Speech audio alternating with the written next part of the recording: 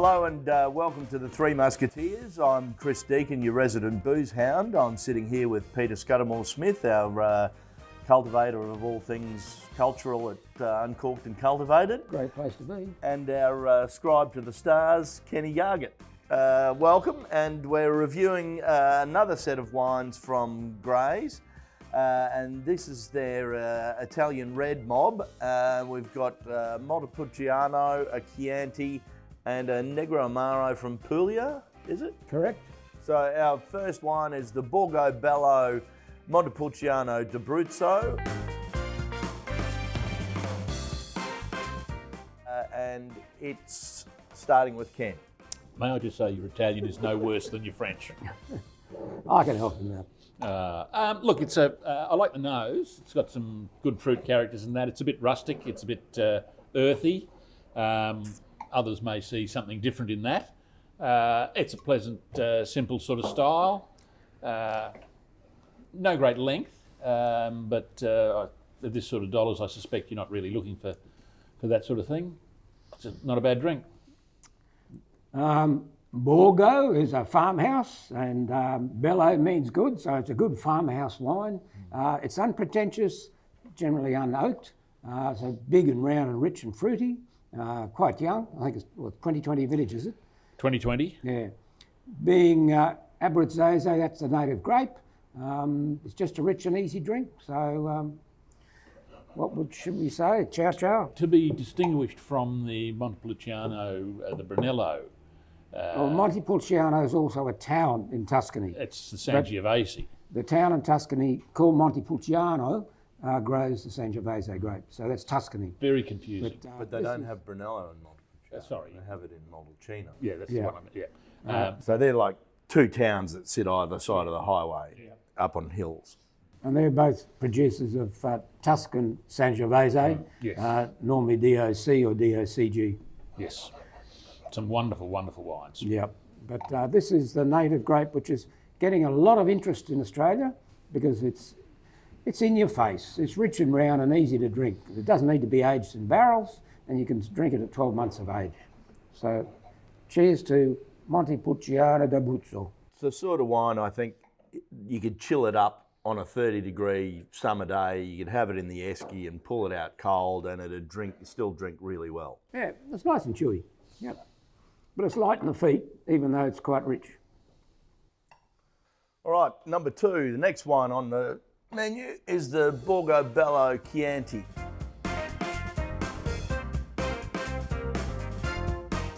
I think the Borgo Bello stuff, I think they've got about 500 hectares or something just south of Florence. So maybe Colossanesi or Fiorentini or something like that. The actual town is Lamporo Cecchio. No idea where that is, but we'll let Google find out. Pierre Armand used to live there. Poor devil. So, Chianti always has a browning colour even when it's young. Look for the sour cherry, which is the varietal character of the Sangiovese. This is Chianti DOCG. So, DOCG, so it's Really? supposed to be pretty spiffy candy. Supposed to be the top So quite pointy right, end, yeah. it must be 13% alcohol. This one is quite jammy, even though it doesn't smell of jam.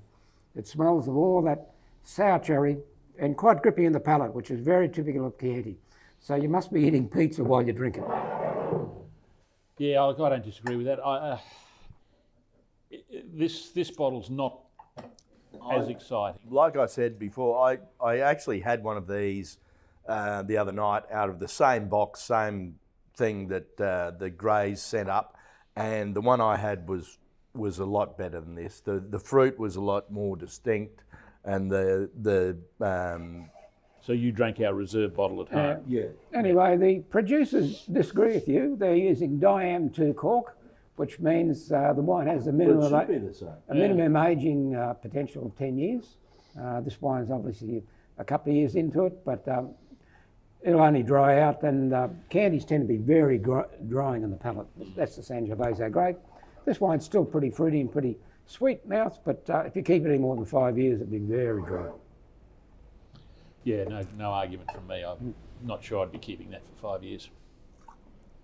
All right, on to number 3, and this is the Neruno Negroamaro Salento. Over to you, Scuds, this time. So this is from a brand in San Marzano. It's not bad.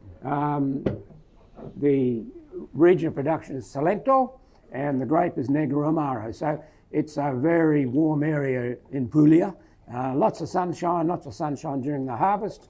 No doubt the poor devils are even getting 40 degrees as we speak into their early part of the season. They'd be being roasted this year. Very roasted. Yeah. The wine is oak matured, and it's small barrel aged, and it's got a lot of tannin.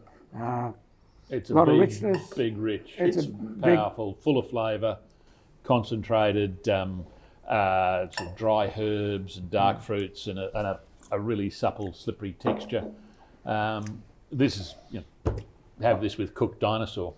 It's been cooked. Yeah. It's been really worked over. There's lots of Aussie thinking, Bordelais thinking, New World thinking, lots of tannin, lots of extraction, lots of fermentation on skins, etc.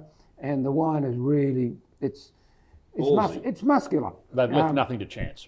Exactly. Mm-hmm. And, it'll settle down in 10 years, but the wine is pretty delicious now. But it's not too alcoholic. It's a great Negroamaro, which meant to be a little bit sour. Amaro meaning a little bit sour and bitter. And Negro being a black grape. So that's why it's the native grape of Puglia. So I'm not sure what the price point of that one would be, but if it's the same as the other two, it's unbelievable value, I think. And that for me is the... Well, I'd say it's the pick of the trio. I'd say it's 100% Negroamaro, but I'd say in Puglia you'd probably pay 25, 30 euros, but that's probably $50, $60 here. Have a look on the Grey site and test us. Yeah. So that's what we think of the Borgo Bello and the Negroamaro. Let us know what you think in the comments down below, and we're always interested to see and hear and whatever from you. As Ken is, jumping out of his skin. Yeah, indeed. Well, there's an introductory three varieties of grape from a hot part of Italy, where the wines are pretty rich and roasted.